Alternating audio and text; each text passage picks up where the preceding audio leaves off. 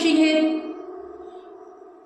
রচয়িত কলকাতার বিশেষ 12টি জায়গা নিয়ে লেখা 12 ভুতুড়ে। আজকের গল্প পুতুল বাড়ি।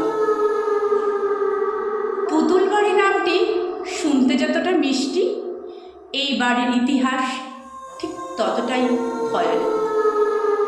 সাবেকি উত্তর কলকাতার ইতিহাসের সাক্ষী।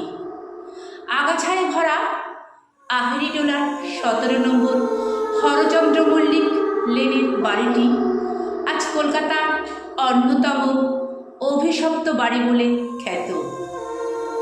গঙ্গার ধারে অবস্থিত এই পোড়া বাড়িটি দেখলে মনে হবে এই বুঝি ভেঙে পড়ল। এই বাড়িটি সম্ভবত 1800 সালের প্রথম দিকে বা তার আগেও তৈরি করা হয়। বয়সের ফারে জীর্ণ এই বাড়ির একতলায় গেঞ্জির কারখানায় হাতে গোনা মাত্র কয়েকজন কাজ করে। বাড়িটির মাথায় রয়েছে একটি পুতুল। শুধু মাথাতেই নয়, দোতলার বন্ধ ঘরগুলোই আর ছাদে জুড়ে রয়েছে বিচিত্র সব পুতুলের মূর্তি।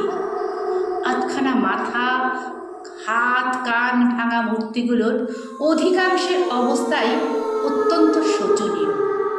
এই পুতুলগুলোর জন্যই এই বাড়িটির নামকরণ হয়েছে পুতুল বাড়ি। শোনা যায় এককালে বাবুদের আসর বসত এই দোতলায়, হতো বাইজিদের নাচ। এই বাড়িতে বাবুদের লালসা তৃপ্তির শিকার হয়েছেন অগণিত মহিলা। কত মেয়ে যে গুম খুন হয়েছেন তার কোনো হিসেব নেই। তাদের হাসি, চিৎকার, পায়ের নুপুরের ঝংকারের আওয়াজ আজও ভেসে আসে সূর্য ডুবলেই।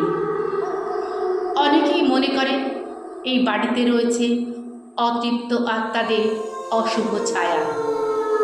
তবে শুধু ভূত নয়, খানিকটা নির্মাণ শৈলীর জন্য এই বাড়িটি বিশেষভাবে সবার নজর কাড়ে। 2013 সালে দ্য টেলিগ্রাফের কলকাতার ভুতুড়ে বাড়ির লিস্টে পুতুল বাড়ির নাম উল্লেখ করা হয়। বাড়িটি ইতিমধ্যে হেরিটেজ বিল্ডিংয়ের তকমা পেয়েছে। ভূত নয়, মানুষের উৎপাত আটকাতে বাড়ির মূল ফটকের পাশে লাগানো হয়েছে ফ্লেক্স। তাতে লেখা কঠোরভাবে প্রবেশ নিষেধ। ভূত সংক্রান্ত তথ্যগুলি সম্পূর্ণ মিথ্যে।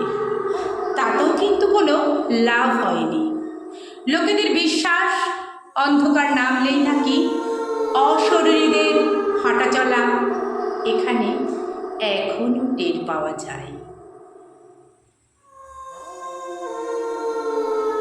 আগামী সপ্তাহে শনিবারের সাতকাহনে থাকছে আমাদের পরবর্তী গল্প হেস্টিংস হাউস।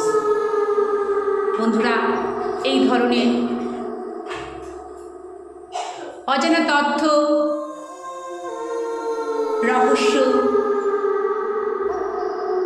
রোমাঞ্চিত গল্প শুনতে নজর রাখুন আমার ফেসবুক পেজে।